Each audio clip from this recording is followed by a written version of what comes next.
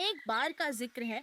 एक खूबसूरत जंगल के करीब एक बहुत सुंदर महल था, जिसमें एक राजकुमार रहता था, जिसका नाम मस्ती राज था। मस्ती राज बहुत साफ दिल था। वह अपने गांव के लोगों की मदद किया करता था। एक दिन मस्ती राज अपने सिपाहियों के साथ शिकार करने के लिए जंगल में गया।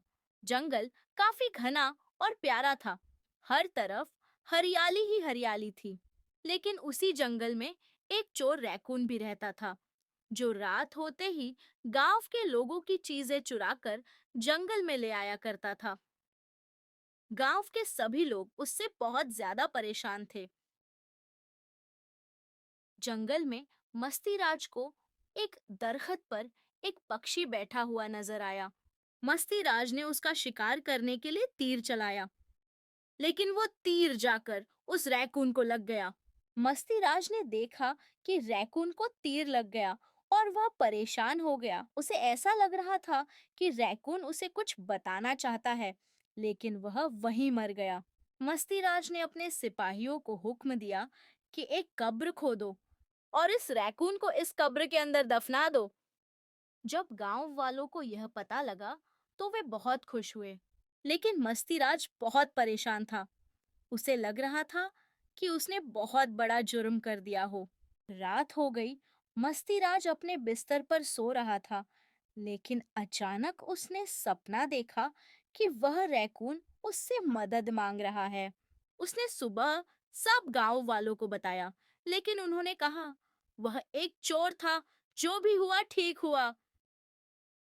अगली रात मस्तीराज को फिर ख्वाब में रैकून नजर आया, जो काफी परेशान था।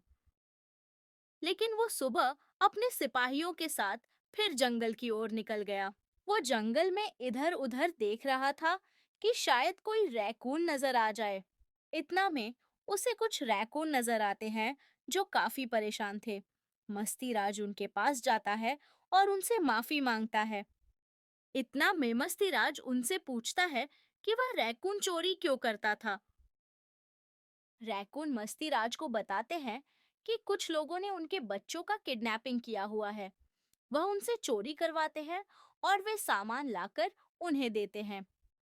मस्तीराज तुरंत उन रैकून और अपने सिपाहियों को साथ लेकर उन लोगों की तरफ जाने लगा। जब मस्तीराज उन लोगों के पास पहुंचा, तो उसने अपने सिपाहियों को हुक्म दिया कि इन सब लोगों को पकड़ लिया जाए।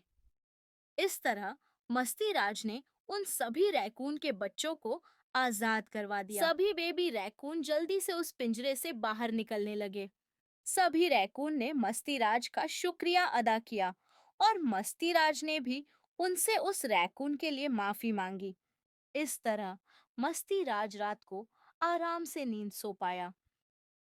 अगर आपको यह कहानी पसंद आई हो तो हमारे चैनल को लाइक और सब्सक्राइब करना न भूलें।